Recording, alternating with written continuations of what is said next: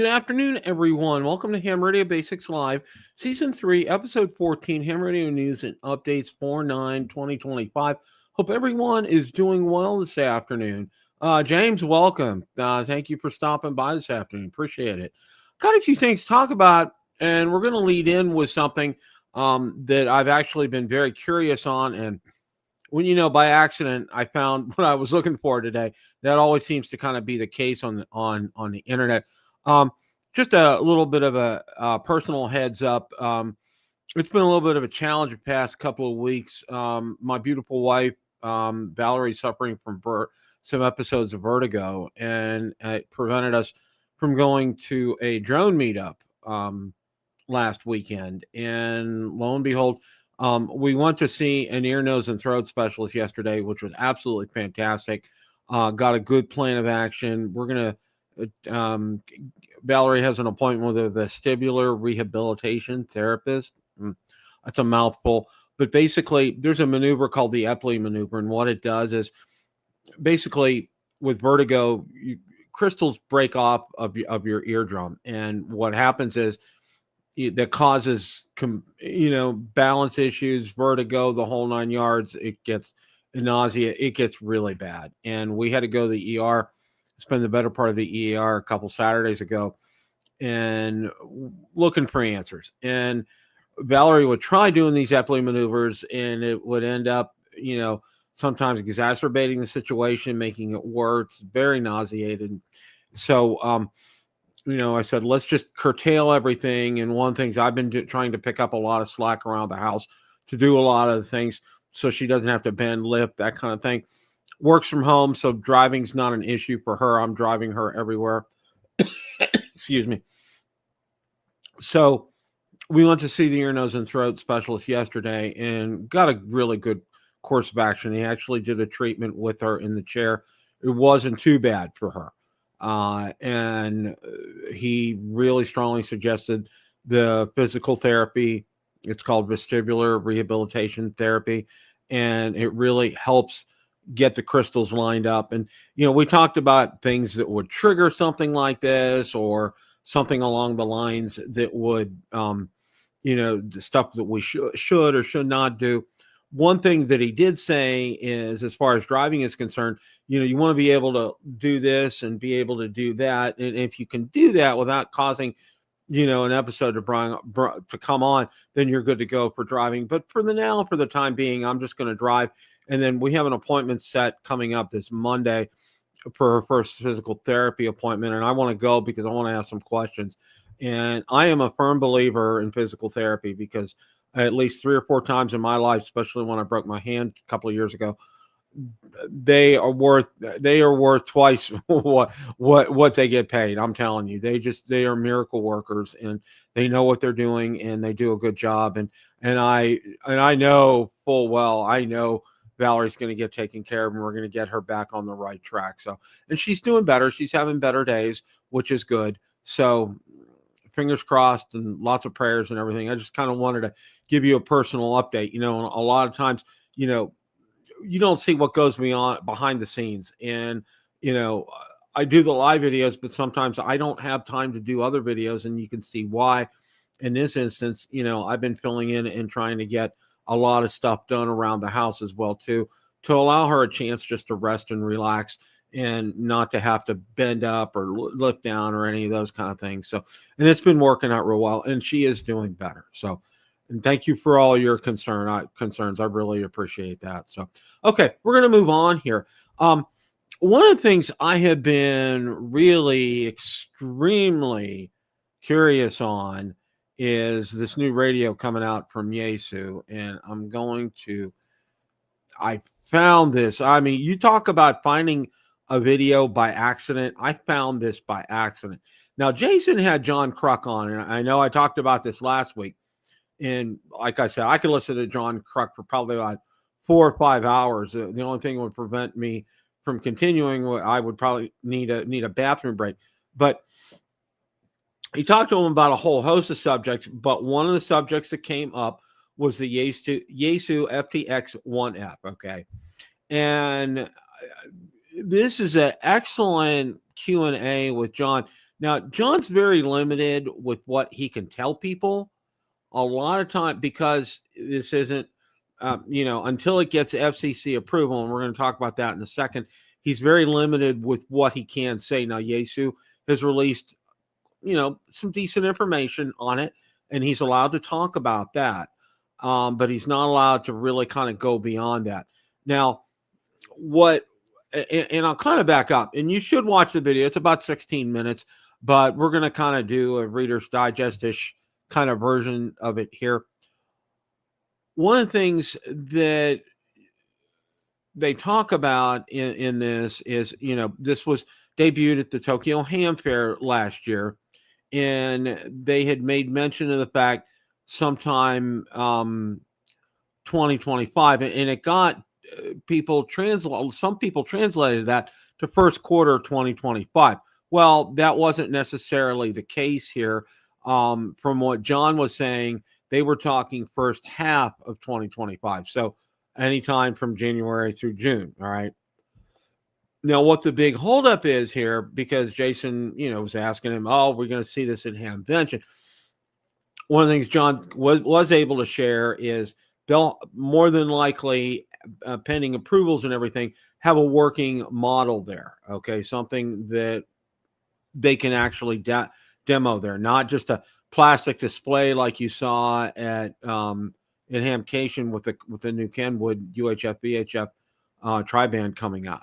This will be an actual, from what John was saying, and again, watch the video. That's one of the things I encourage you to do. The big holdup right now is getting FCC approval, and until you get FCC approval, you can't sell it in the United States. But what they're doing, and this is, it also comes with a caveat. If I understand correctly, what they're talking about here is, well, yeah, and it's real interesting, James. What John was saying is they're doing a global release on this. And what he means by global release is in the EU, UK, Japan, North America, it's all going to go out at the same time. So they have to get approvals from other countries, and it's a process. Okay. And I'm not sure. And again, watch the video because John touched on it very briefly, where the approval process is for the other countries. We're still waiting for it to get approved here in the United States. So John is a good guy. And one of the things I would suggest doing, James, would be to go back and go back through Jason's videos, Ham Radio 2.0. He's had him on multiple shows for at least 2 hours or more. He went back to when they came out with the new UHF VHF last year. He talked to him about that, and yeah, okay. Yeah, John is very fascinating. Like I said, I could listen to him for hours on end. He is just a wealth of knowledge, and just incredibly good knowledge as well too. But one of the things that he said, he did say, of course, the players can offer the $35 reservation because you're not really purchasing it. You're just purchasing a spot in line to be able to purchase the radio when it comes out. So that's kosher and that's legal. Yeah. I agree, James. Yeah, he is. He's a great ham. I know I'm friends with him on Facebook. He's also an EMT as well too. One of the things that he did say is he talked about the unit was built modularized, and meaning, okay, you can add a tuner onto it, add some other modularity onto it. And then Jason kind of touched on a real interesting aspect and said, well, one of the other things I want to back up is it's a QRP radio at 10 watts. Okay. And I don't think there's not a 5-watt option on there. This is just 10 watts, period. But one of the things Jason was talking about is just, he goes, wouldn't it be nice if we had a QRP like radio, like this, like the radio that's coming out here, the FTX-1F, and, be able to go out and do POTA or take it outside. And then when you're done, come home and stick it in a slot, and it's modularized to where it becomes your home station. And you have a 100 watt, 200 watt amp. And John he didn't really say a whole lot regarding that. So that's kind of curious how that fits. But one of the things John said is it says it's going to be groundbreaking in terms of some excitement. So, and when John's excited, I mean, I have a tendency to get excited as well too. Jason's got his reservation in. I'm going to be getting my reservation in end of this month to be able to purchase it. Again, it's only $35, and if you change your mind, with the big three, I'll apply it towards something else. That's not a problem. But if I were a betting man, as far as speculating how much this is going to cost, I would my guess, and this is just a rough guess, I would say it's probably going to run about the same, very close to what the 705 runs. That's just me. That's just where I'm at. I just think that's where this is going to be. It's a 16-minute video. Highly, highly, highly encourage you to watch. Yeah. James, there's a lot to be said for that. And, I know a lot of people, I waited on the 705. And that's just mostly because I didn't have the funding in place to do that. But with something like this, I'm actually thinking about pulling the trigger sooner rather than later. I really think this is he said this is going to kind of change ham radio. So I'm real interested to find out, this modularity concept, if Jason was onto something here, meaning that this can be used as a portable radio. And then when you're done, bring it home, put it in a slot and have it hooked up to a 100 watt, 200 watt amp, and have full capabilities. Sounds, it really kind of sounds very intriguing. So more to come on this. So kind of stay tuned. And again, one of the things as well too, and I did want to go ahead and share that with you as well, that, you'll see, let's go ahead. I just wanted to go ahead and bring that up. Gigaparts.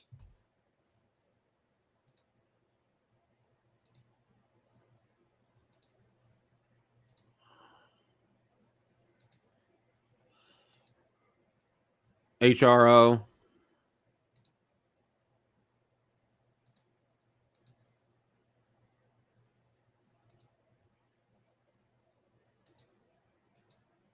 And last but not least, DX Engineering. You can all go out to the big three and make your reservations for $35. So,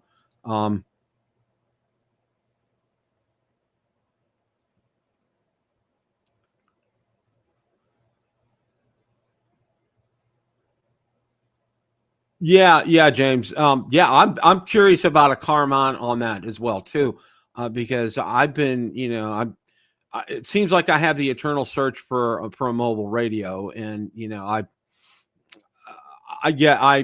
conflict myself at times. I overthink the issue as far as a mobile radio is concerned. So, yeah. That's a shame. I wish they would. We're going to find out. I have a sneaking suspicion. Probably by the time it's probably going to be after Hamvention before this actually gets approved. It's probably going to be closer, end of June, beginning of July, I think. And it's just a wild guess on my part because they're needing to line up not only getting FCC approval but EU and who all ever is involved with all of that. Japan is involved with that. As a side note on that, John it was just real interesting. They do things differently in different countries as far as ham radio is concerned. And it was real interesting how John talked about, obviously, you don't want, and I've cautioned people about this, be very careful when you're buying a ham radio on eBay, because a lot of times if they're sold from Japan, number one, and I knew this, and there's number two, I didn't know, but number one is they have different bands over there than we have here in North America, and specifically the United States. So you need to be aware of that. Number two, the radio you can buy is based on the class of license you have over in Japan. And accordingly, the power that goes with that as well, too. So it's real interesting how their licensing system works over there. So yeah, I did not know that. So, you can get a 7300, but it might be 10 watts. I don't know. I don't know all the ins and outs and particulars of that. So we'll kind of find out on that. Yeah, 7100 is something I'm strongly considering, James, for the vehicle. Yeah, I'm really kind of toying around with the idea of a 7100. I just got to get my head just wrapped around stuff, and I'm trying to get. Well, my number one goal is to make sure that my wife's nice and healthy. So and then other things will be coming out after that. So we'll kind of move forward and go from there. So yeah. But yeah, that was very interesting what I found out about the licenses in Japan and the band privileges over to Japan, and you're limited in terms of power as well too, which is really interesting. I just find that very fascinating. Things are done differently in different countries. I know it's done differently up in Canada as well, and I know in the UK. I've talked to some people. I know I have some friends. I have some drone friends who are also ham radio enthusiasts in the UK, and they've kind of clued me in on some things. So 144 to 140. Okay. Yeah, they are different, Jeff. Absolutely, they absolutely they are. Oh, okay. Yeah, I know. Walt has been in Poland on his job because he works for shipbuilders, and he was telling me about and sharing with me about how it's different over in Poland as well too. So yeah, it's a when you travel outside the country and you want to do ham radio, it becomes challenging, so to speak. Yeah, definitely challenging. So, all right, got a few things I wanted to go over with you from Twitter. Some of the interesting videos and things that I've seen. So I'm going to go ahead and share my screen here. Let's go ahead and do that. Okay. Yeah, these small shortwave radios, this Texon PL-365, that they just really absolutely amaze me what all they can do. And then some SSTV using the Texon PL-365 on ham radio 20 meter band. So that was absolutely fascinating. And this one gentleman here was he has been following some ham radio balloons, and that's a whole subject area that I'm not very well versed with, but I'd like to become versed with it. I think it's very interesting about that and how all that works. I'm not really don't really know. So yeah, James, you're right. You got to really read the rules over in Europe for sure. I'm real interested in finding out more about how ham radio and balloons work, and I want to probably do some digging over that when I have some free time. That is a monster antenna right there. That is just an absolute monster antenna. I just wanted to post that up there because that's a big one, and that, wow, you could probably reach the world and then some with something like that. Portable kit coming together, battery on the way. I'm on my way to US 1048, my first CW photo activation. So that's very interesting. Very interesting here. Good video on the latest regarding the FCC deregulation in ham radio. There's more, there's more discussion on that. This was a good video. I had posted a video earlier before from this gentleman, and he brought up some great points on here. So I would definitely go ahead and check that out when you get some time. Yeah, I love this here. Okay. This guy, I said, small HT problems. Go back and this is you look at his HTs there, and I'm like, wow, I have 4, and I'm like, oh my gosh. So I'm like at times, if when my wife comes in the room when we watch TV, it's just don't look in the corner over there. Okay, just pay no attention to the man behind the curtain. Just those kind of things. So, how many HTs is too many? And the answer is none. Okay, all right. Another great video by Walt, and he did this up here. He's, as you know, he's if you've been following him, he's up in Rhode Island. That's where his shipbuilding job has taken him. He's probably going to be commuting back and forth between home for a couple of years. Well, he did say he visited the Cape Cod Marconi transmitter site with a couple other guys, and I think they did a POTA activation from there. So that looks like a great video here. This is real interesting. Andy Holmes, who I follow on Twitter here, extremely impressed by the FT-710 for POTA use so far. Receive and transmit seems to be good. The tuner seems capable in my limited testing, and the voice keying functionality works great. So if you get a chance to watch that video, that's interesting how a lot of people now are taking what have normally been considered, at home type radios like the 7300 and in this instance the FT-710, and taking them out and doing POTA with them. I think it's very fascinating and very interesting. But one thing that I always caution people when you're doing that, you got to be real mindful when you're taking a radio outside like that.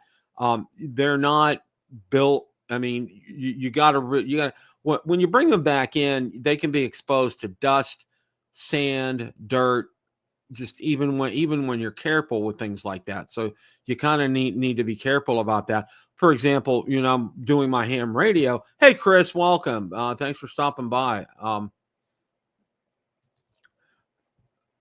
When I fly drones around the beach, in the beach area, first thing I do when I bring it home, I don't even bring it in the house. Out in the garage, I get an air duster and I spray the daylights out of that. The battery, the case, everything. Sand is very invasive, and sand is a real enemy to a drone. So you need to be real careful with that. And that's something I've always done whenever I've flown near a beach or on the beach. It's really been, just I don't think twice about it. And that's kind of the same here too. And I'm sure Walt probably knows that, and he does that as well, because sand will destroy electronics very fast, and you need to be very proactive in getting that taken care of. So, but yeah, that's some great information from Andy right there. New gentleman who I came across here, and I really like his channel. So you want to activate POTA, your activation. He's doing a series, an entry-level series on POTA, and this one involves, the first one was involving was setting POTA up. This one's involving an activation, and it's very basic and straightforward. As you know, I like things like that, and it's very good. So it'd be something I would highly recommend that you take a look at, and especially share with people who are looking to get into POTA who haven't done it yet. So that would be something I would definitely recommend. Now, here's another good video here. A good video on frequencies you need to know in emergency situations. It's called The Ultimate Beginner's Guide to SHTF Radio Frequencies. It's something good to have. And one of the things that I suggest, and one of the things that I have done, is you can get transcripts of these videos via YouTube. And a lot of the information that you can get it and be able to print it out and have a hard copy of this information as well too. So that'd be something I would encourage you guys to do. It's available. It's free to everybody. And that would be something I would encourage you if you want to have this information down permanently so you don't lose that. Okay. Now, Jason had a pretty fun show let's see, when was it? It was just within the last week or so. He gave away a 7300. He had several other giveaways during the show. And he has a great method. What he does is, he compiles the names and call signs on a spreadsheet that he gets from his email list. And then he goes out and there's a random number generator out on the internet that he's used. And you list the parameters of the numbers, like 1 to 3,500 or how many ever that you have there, and it'll generate random numbers. And that's what he's done. And I think it's a very fair way of being able to do that. So, and congratulations to the winner on that. I think that's fantastic. And, sometimes Jason, this comes out of Jason's pocket. So kudos to Jason for that and for doing that. And for those that help out and donate other things to this, kudos to them as well. That's absolutely great. Came across this, I had to laugh because I haven't seen something like that in years. Ever Ready, 9 Lives by Union Carbide. Wow. Okay. That's just a real blast from the past right there. Wanted to call out and congratulate Dave here. It said it can be done from the Northwest USA. so just had to do it. Satellite DXCC. Thank you, the 100 satellite operators that helped make it happen, Dave. Okay. He was able to do something like that. So kudos to him for doing that. That's not an easy task, and he was able to accomplish that here. This is a great video from Jason. I absolutely loved it. He was able to borrow from Shack in a Box an IC705 that's set up as a Shack in a Box. It is a great video. Absolutely great video. I have my 705. I like the way it's set up. I have no problems with it, but boy, oh boy, this is real tempting. It's really, really good. So I encourage you guys to go ahead out there and watch that as well too. Now, a historic and nostalgic classic. Somebody looked back at the FT-3185Rasp Yaesu, and that's quite a rig, and it's a good video. And now the other video that I want to point you to is I thought I had shared that. I don't have that up there. Okay, all right. This is an incredible antenna right here. I can't say enough about that.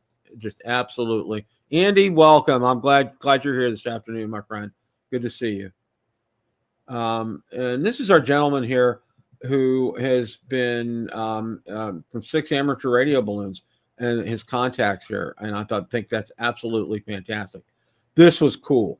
A 3D printed radio tower with antenna and rotator. Tell me more. It's just, I thought it's real cool. So get a chance to definitely check that out. We've got less humidity coming. It's a wonderful time of year here in Florida. It really is my favorite time. Kind of like the end of March, April, May, and before we really kind of get into June. April and May are probably about, in March as well too, where the temperatures are in the 70-ish kind of range. Humidity is low. I mean, it's enjoyable to take walks outside. It's not the sweltering heat, because when we hit June and temperatures start to rise up to 90, okay, you just go from your air-conditioned home to your air-conditioned car to your air-conditioned place that you're going to, and reverse the process. You don't want to be outside, and especially don't want to be outside between 10 and 2. Absolutely. Yeah, James, this is really fascinating, and I'm going to dig into this. I want to find out some more about this and how all that works. I am really curious as to how all that goes, especially, you do a balloon launch. What about recovery of it, where it goes, all that stuff? I got a million questions about that. So I find anything out, I'll pass it your way for sure. But I think it's very interesting regarding that here. Another blast past a Schwab Lorenz radio. Wow, I've never heard of them before as well too.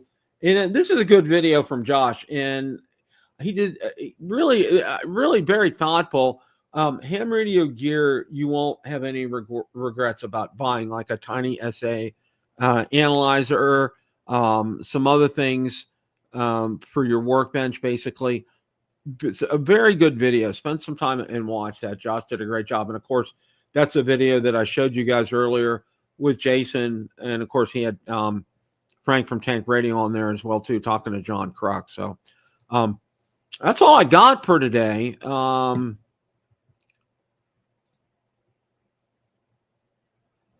okay. Wow. Okay. That's very interesting, Jeff. Very interesting. Like I said, I'm really fascinated about this balloons.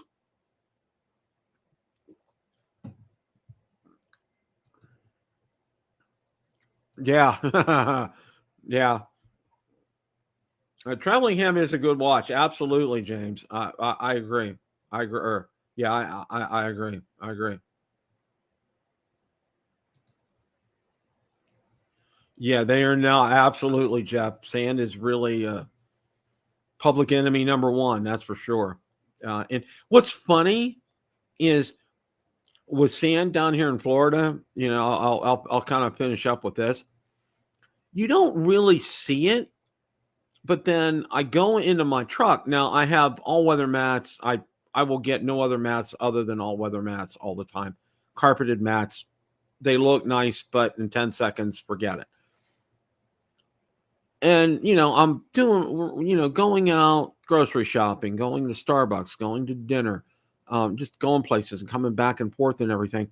And then you look in the bottom of your, on my floor mat, on my driver's side, there's sand there and you don't see it. That's the thing. You don't see it. It's so, and your shoes pick it up and boom.